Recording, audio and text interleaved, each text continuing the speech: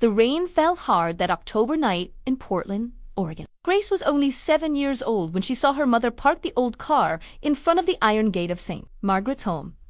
Grace was just a girl wearing simple, casual clothes. Ela não se veste com roupa de pediatra. She didn't understand why they were there, at that gray and cold place that seemed to suck all the color out of the world.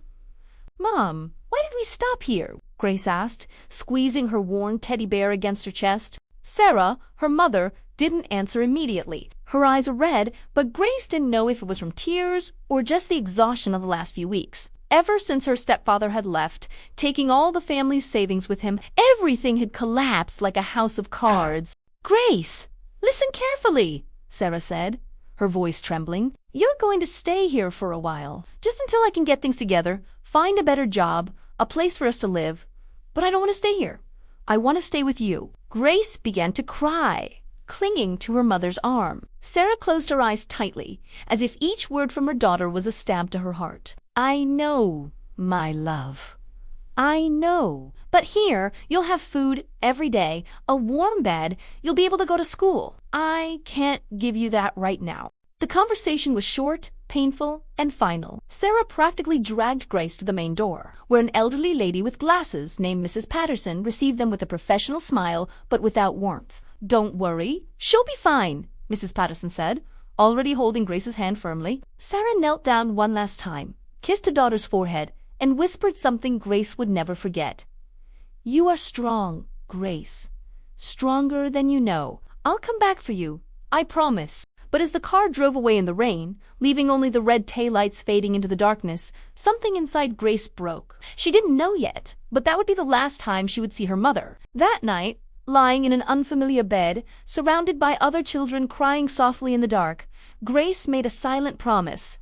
She would be strong, she would survive. And one day, somehow, she would understand why her life had taken this turn. What Grace didn't know was that this night wasn't an ending. It was just the beginning of a journey that would transform her in ways she could never imagine. The years at St. Margaret's home were like an emotional roller coaster for Grace. Some children were adopted quickly. Happy families came to get them with smiles and hugs. Others, like Grace, were left behind, watching through the window as dreams turned into just another ordinary day. Grace turned 8, 9, 10 years old. Every birthday, she blew out the candles on a small cupcake that Mrs. Patterson prepared and made the same wish, that her mother would come back. But Sarah never came back. No letter, no phone call. It was as if she had evaporated from the world. "She's not coming back," said Brittany, one of the older girls at the home, with casual cruelty during breakfast one Sunday. "None of them come back. My mother promised too." Grace didn't respond, but those words took deep root in her heart. Hope began to wither like a plant without water. However, there was light amid the darkness. Miss Claire, a volunteer teacher who came twice a week to give tutoring classes, noticed something special about Grace. The girl had a sharp intelligence and an insatiable thirst for learning. While other children ran around the courtyard, Grace devoured books in the home's small library. "Grace, you have a gift," Miss Claire said one afternoon while they were reviewing math. "You see patterns, solutions that others don't see. Have you ever thought about being an engineer or a doctor?" Grace looked at her with her big brown eyes, surprised. No one had ever told her she could be something. At the orphanage, you were just another child waiting to be chosen, waiting to belong to someone. "Can I really be those things?" Grace asked, her voice almost a whisper. "You can be whatever you want," Miss Claire replied, placing her hand over hers. "It doesn't matter where you started, Grace. What matters is where you decide to go." Those words planted a different seed in Grace's heart, a seed of purpose. She began to study intensely, getting the best grades at the public school she attended. Math, science, English, everything fascinated her. Books became her family, knowledge her home. At 13, Grace was at the top of her class. But life at the orphanage was getting harder and harder. Older teenagers left for foster homes and often came back more hurt than before. Stories of abuse, neglect, and disillusionment filled the hallways at night. Grace constantly wondered, was there really a place for her in this world? Or was she destined to always live on the margins, watching other people's lives through windows that would never open for her? Then something extraordinary happened. Something that no one, not even Grace herself, could have predicted. Grace was 15 years old when she met Dr. Elizabeth Montgomery. It was a spring morning, and Mrs. Patterson had asked Grace to help organize book donations that had arrived at the home. Grace loved these tasks. It meant time alone with books, her favorite refuge. While cataloging the volumes, an elegant woman entered the room. She was around 50 years old, impeccably styled gray hair, and wore a business suit that screamed success. But what most impressed Grace were her eyes. Kind, intelligent, and there was a familiar sadness in them. "Hello," the woman said, smiling. "You must be Grace. Mrs. Patterson told me you're the one who keeps this library organized." "Yes, ma'am," Grace replied, a little shy. "I like books." "Me too," Dr. Montgomery said, running her fingers along the shelves. "They were my salvation when I was younger." Something about the way she said it made Grace look up. "Your salvation." Dr. Montgomery sat in one of the old chairs and gestured for Grace to sit as well. "I grew up in a home very similar to this one," she said calmly. "My mother left me here in Seattle when I was 8 years old. She said she'd come back, but she never did." Grace felt her heart tightened. "And ... and what happened to you?" "I was angry for a long time," Dr. Montgomery admitted. "Angry at my mother, angry at the world, angry at myself. But then a teacher told me something that changed everything. Our story isn't written by what happened to us, but by what we choose to do afterward." The two talked for hours. Dr. Montgomery was a renowned cardiac surgeon, owner of a cardiology clinic in Seattle. She came to St. Margaret's home twice a year to donate books and resources. But that day, she found something she didn't expect. A soul that mirrored her own journey. "Grace, I see you," Dr. Montgomery said before leaving. "I see the pain, but I also see the strength. You have light inside you, even if sometimes you can't see it." In the following months, Dr. Montgomery returned regularly. She and Grace talked about science, medicine, about life and its complexities. The doctor brought books on anatomy, biology, chemistry. Grace absorbed everything like a sponge. It was on a December afternoon, just before Christmas, that Dr. Montgomery asked the question that would change everything. "Grace, have you ever thought about being adopted by someone who understands exactly what you went through?" Grace's heart stopped. "What do you mean?" "I would like to adopt you, Grace. If you want, of course.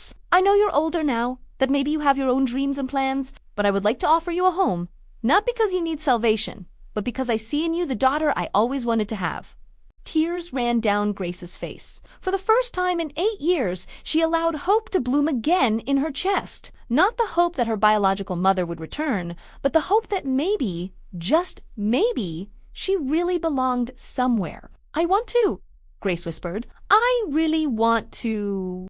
The transition wasn't easy. At 16, Grace moved into Dr. Montgomery's spacious house in Queen Anne, one of Seattle's most beautiful neighborhoods. For the first time in her life, she had her own room, a closet full of new clothes, a desk overlooking Puget Sound, but luxury didn't erase the wounds. Grace woke up in the middle of the night with nightmares, expecting to be back at the orphanage. She hid food in drawers for fear that abundance would disappear. She had difficulty calling Elizabeth Mom. The word got stuck in her throat like a thorn. Elizabeth was patient. She never forced anything, never demanded gratitude or instant affection. She was simply present, constant, like an anchor in the midst of Grace's emotional storm. "You know," Elizabeth said one evening as they prepared dinner together, "healing isn't a straight line. Some days you're going to feel strong, other days you're going to feel like you're drowning again. And that's okay. I'm here for both kinds of days." It was Elizabeth who supported Grace when she decided to look for information about her biological mother. Together, they hired a private investigator. 6 months later, they discovered the truth. Sarah had died in a car accident just 3 months after leaving Grace at the orphanage. She was coming home from her night shift job, trying to save money to get her daughter back when a drunk driver ran a red light. The pain was devastating. Grace cried for days, mourning not only the loss, but all the years of anger she had carried. Her mother hadn't abandoned her by choice. Her mother had died trying to build a future for the two of them. "She loved you, Grace," Elizabeth said, holding her daughter as she sobbed. "And wherever she is, she's proud of the woman you're becoming." That revelation, as painful as it was, also brought liberation. Grace realized she had been trapped in a narrative of abandonment and rejection that had never been real. Her mother had done the best she could in the impossible circumstances she found herself in. With Elizabeth's support, Grace flourished. She graduated from high school as valedictorian, was accepted to the University of Washington with a full scholarship, and decided to pursue a career in pediatric medicine. She wanted to care for children, especially those who came from difficult homes, giving them the hope that someone once gave her. During college, Grace met James, an architecture student with a gentle smile and his own story of overcoming. They fell in love slowly, building something solid on foundations of respect and mutual understanding. But there was still one piece of the puzzle missing.